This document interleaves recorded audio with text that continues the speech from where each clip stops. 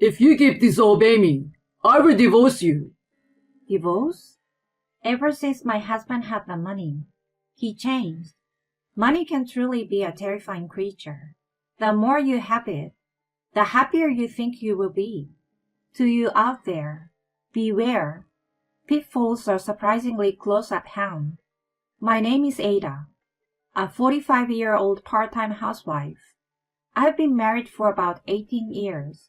My motto in life is to be diligent and sensible. Despite experiencing marriage and childbirth along the way, I've never given up my job and have persevered to this day. My husband has also been working for a long time in a company. He never got promoted as he hoped, so our life wasn't easy. Nonetheless, we managed to support our family together and get by. We have 2 sons, one in high school and the other in middle school. If we don't indulge in luxuries, we can make ends meet, but financial worries never cease. How much will it cost to put both kids through university? Today, just like any other day, I'm facing off with household accounts, a calculator, and worries about money. Ada, what's wrong? You look stressed. My husband Arvin says this with a carefree smile on his face as he opens his 3rd beer bottle. This month, we had various expenses. We need to cut down somewhere. Cutting down? You're always the same, huh? Listen, even though you're laughing as if making fun of me, the beer you're drinking, you're drinking too much. The prices of things are going up recently, you know. Even beer isn't exempt from that. I muttered in frustration. And then, my husband laughed again, as if mocking me. Oh well, Ada, you're really stingy. What? Stop using that word. Sorry. We need to save up for the kids' tuition. And we also have to set aside money for our retirement. However, it seems my worries appear groundless to my husband. But Ada, you know what? When we retire, we will have our retirement funds, won't we? Plus, we will get pension payments. Arvin says this, but I'm filled with anxiety. Both of us are working as employees, managing somehow. But we don't know when the company might go bankrupt, or when one of us might lose our job. So I'm desperately trying to ensure that we can survive even in such situations. Ada, you're overthinking things, you know. Be more optimistic like me. But these days, I find myself occasionally envying my husband's carefree attitude. Despite that, there is something I enjoy. It's a monthly ritual of buying a lottery ticket. I'm not really into gambling, but thinking of it as buying dreams makes it fun. The anticipation leading up to the result is an indescribable moment of bliss for me. You're still buying lottery tickets, even though you probably won't win. It's just a waste of money. My husband scoffs at my secret indulgence. Ada, you're always talking about saving money, but you still splurge on things like this? A single lottery ticket a month is hardly a splurge. It's cheaper than your daily beer expenses. Besides, that Wagyu steak we had the other day, I bought it with the $100 I won from the lottery. You were enjoying it, weren't you? Honestly, my dear husband, you're so carefree. I have no shortage of complaints about my husband, but for now, we are managing to live as a family of 4. To be honest, that's enough to make us happy. We don't struggle for our daily needs. Our children are healthy despite their teenage antics, and where there were worries, there aren't any overwhelming grievances. However, one day, an event occurred that changed everything. On that day, when I returned home from work, it was unusual for my husband to be home before me. "Oh, you're home early." He seemed somewhat restless. Or maybe it's just my imagination. It was 6 in the evening, and our sons hadn't returned from school. I was about to start preparing dinner before they got back, but something was off. Ada, there is something important I need to tell you.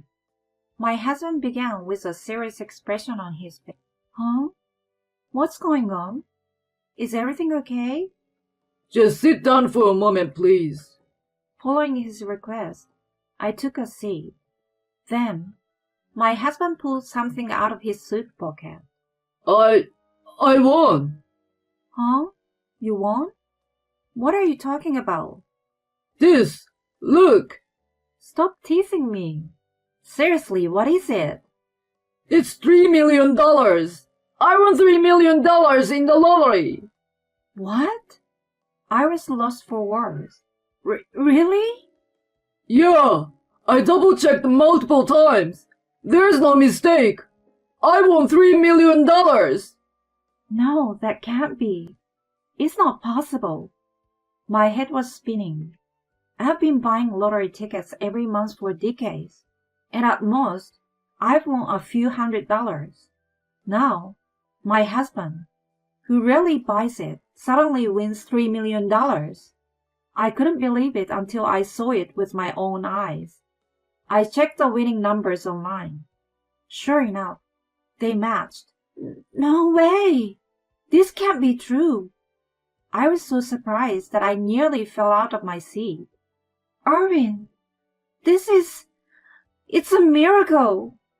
Yeah, it seems miracles really can happen. With this, we won't have to worry about money anymore. I'm sure God rewarded us for our hard work all these years. Oh my gosh, yes, yes! We frolicked around like children, despite our age, my husband and I. On that day, our family went to a French restaurant for dinner. We also shared the news with our two sons. Seriously? Dad, that's amazing. So we are going to be rich. Awesome. Their faces lit up with excitement. I, too, was caught up in the joy of the moment. It felt like proof that there really was a higher power. We thanked my husband for his spontaneous decision to buy the lottery ticket and enjoy a delightful French feast as a family. Life after that felt like heaven. It's a good opportunity. Maybe we should buy a car. How about going to that fancy Italian restaurant tonight? Maybe this year, we should take a bold step and go on an overseas trip. The joy of living without financial worries was truly incomparable. We thought of every luxury imaginable and put it into practice. We were feeling like celebrities.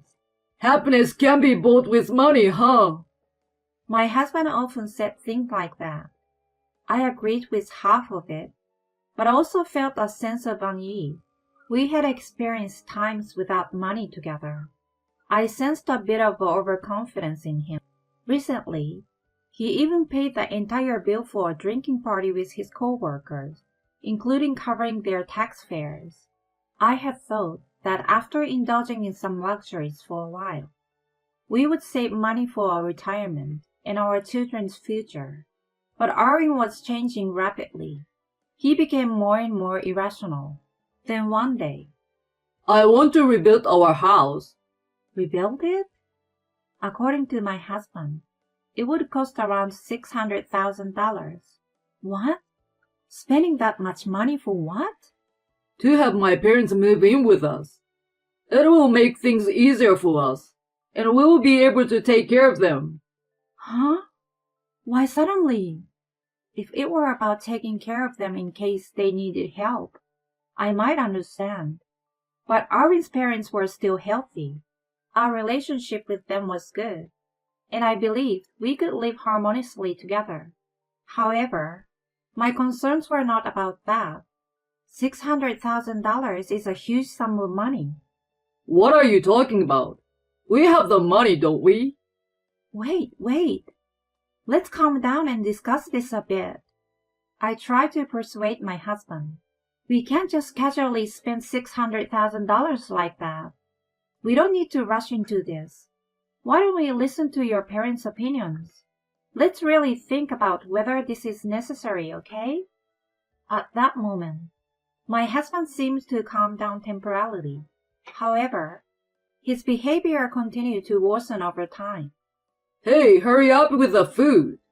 He became visibly arrogant. I know you're planning to leech off my money, right? You're such a cunning woman. He started making condescending remarks. Are you still holding on to the issue about the house? Arvin, stop it, seriously. Why should I listen to you anyway? Why do I need your permission to take care of my parents? I believe I'm speaking quite reasonably. Even your parents had the same opinion. In fact, I suddenly brought up the topic of living together with my in-laws, and their response was, At this age, we don't want to leave our familiar surroundings. Plus, we don't want to be a burden to you. They said that. However, my husband wasn't convinced. After that, he continued to mutter complaints under his breath. Since then, our arguments only grew more frequent. Even over trivial matters, my husband would find fault and eventually say things like, You dislike everything about me, don't you? You're only after my money. And so, the situation worsened. The atmosphere within the household continued to deteriorate. One day, my husband came home unusually drunk. Apparently, he had been drinking with his boss. You've had quite a bit to drink. Here, have some water. However, when I offered him a glass, he swatted it away. Hey, what are you doing? You are enjoying a life of luxury with my lottery winnings. And yet, you oppose me building a house. You are such a wicked wife, Ada. Wicked wife? I'm worried, you know. You've been spending money extravagantly, and you've already used up a considerable amount. Do you realize that? On top of that, if we build such a lavish house, we will eventually run out of money. We need money for our son's future and our retirement preparations, and upon hearing this, my husband's expression grew even more sullen. That's enough. If you keep opposing me like this, let's get a divorce. A divorce! What is this? Are you threatening me? I tried to dismiss it, thinking he might be saying such nonsense under the influence of alcohol. But then he continued. You know what? I have money. You're not the only woman around here. There are plenty of women who'd come running if I threw some money their way. I never expected my husband to be so rude. That was when he revealed that he had been fooling around with young women. If you want me to stay, from now on, listen to what I say without complaining. We're going to build a new house and live with my folks. And I'm going to keep on cheating. At that moment, I felt my love for the man I'd been with for nearly 20 years fading away. Fine, let's get a divorce. I declared it right then and there to my husband. Huh? Are you serious? Yes, I am. You regret this. No, but you will. I stared at him with a cold gaze. I won't share any of the winnings with you. Is that okay? It's fine. Let's get a divorce. Don't regret this. Not long after, we got a divorce. Our two sons' custody was granted according to their wishes, and I received custody. My husband attempted to use money to sway our sons' decision, but their determination remained strong. Nah, we enjoy luxury, but honestly, we prefer your cooking even more, Mom. It's quite unexpected for me. My sons would say something like that. We were getting fed up with Dad's attitude, to be honest. We'd rather have less than return to that house. I will work part-time to help us, you know. You guys, thank you. But you two don't need to worry about anything. Their words warmed my heart, and I couldn't help but shed a tear. And time continued to pass. It was around 2 years after the divorce. We had settled into our new home and were getting used to living as a family of 3. It happened on a sunny afternoon during a holiday when my phone suddenly rang loudly. Ada, please help me. My ex-husband's desperate plea echoed through the phone. What could he possibly want? What's the matter? Why are you yelling all of a sudden? Please, I need you to lend me some money. His unexpected request left me utterly surprised, almost causing me to drop my phone. What on earth is going on? Why does he need money? He explained that he needed a significant sum of money by the end of the month. Apparently, he had quit his job shortly after our divorce. He had been persuaded by a consulting company to become the owner of a cafe. It seemed he had a dream of being on an employer's side rather than being employed. He was offering places and funding to people interested in running a cafe. This would make him the owner, and he would receive a portion of the cafe's profit. I will handle all the complicated stuff for you. We've been looking for someone like you. All you need to do is provide the initial investment. Your dreams can come true. This is your chance. Money needs to be utilized wisely, not just left to sleep. My ex-husband fell for those words and became obedient to the consultant. In the first few months, we were making profits, but gradually the sales started dropping. At this point, the consultant presented my ex-husband with another business opportunity. This time, it wasn't about a cafe. It was about becoming a real estate owner, buying apartments, repaying the loan with a rental income. Once the repayment is done, it becomes passive income. You've seen those ads, right? So I thought it was a safe bet. However, you see, we couldn't find any tenant at all, and the loan repayments turned out to be a struggle. I ended up using up the $3 million. What? Are you serious? All in just 2 years? That's unbelievable. Actually, I also built a house. After I divorced you, I ended up building a new house. She told me to do it. It turned out that after divorcing me, he had met a young woman in her 20s who was involved in the nightlife industry. He intended to use the cafe's earnings and the apartment rental income to cover the loans for the house and the vacation home. However, with no substantial income from the cafe or real estate, he ended up using up the $3 million for loan repayments. Still, the consultant seems to be quite competent. They found a perfect victim like you and managed to pull off their scheme. Well, can't you sell the vacation home or the house? That way, you could at least liquidate some assets, right? If I do that, she might leave me. Plus, even if I sell, the debt will still remain. Hey Ada, how much savings do you have? Can you contribute a little to repaying the loans? What? Why should I? Are you kidding me? You're a stranger to me. Don't be so cold. We were a couple once, weren't we? And you completely destroyed that, didn't you? Ada, please. I'm begging you. I was so disgusted by his pitiful state that I couldn't find the words. At the same time, I felt grateful for divorcing him back then. It was a relief not to be caught up in this mess. I had sensed his skewed sense of money even before, but I never imagined it would escalate to this extent. Anyway, you are just a stranger to me now. Well, I suppose I could consider waiving the child support.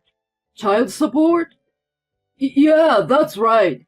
Could you give back the child support I've paid so far? In return, I will take care of the kids. What an idiot. I was truly dumbfounded. I declined. It's none of my concern. So please don't contact me anymore. I hung up the phone forcefully. In the end, my ex-husband sold the house and vacation home. The loans remained, and he lost contact with both the woman and the consultant. Sometimes I hear from my son that he still buys lottery tickets and has dreams of turning things around. Well, having dreams is a good thing. But it's not just me who feels conflicted every time I hear that. As for me, I've been balancing work and raising my children diligently.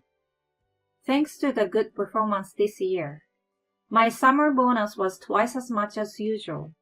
I bought my sons what they wanted, and I finally treated myself to a laptop I'd been wanting for a while. Also, I've developed a habit of online shopping lately.